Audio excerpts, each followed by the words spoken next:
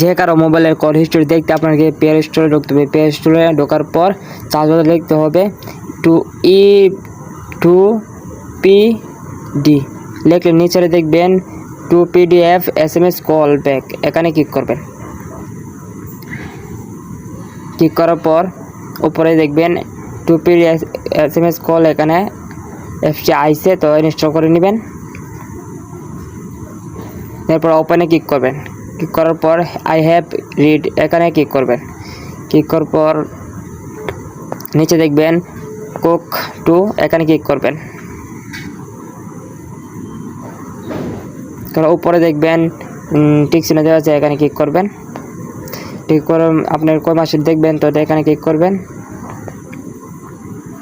Select করার পর কত দিনে দেখবেন, তারপরে কল টু লগ এই ডিস্ট্রিক্ট, এখানে এই লেখাটি নিচে আবার লিখবেন।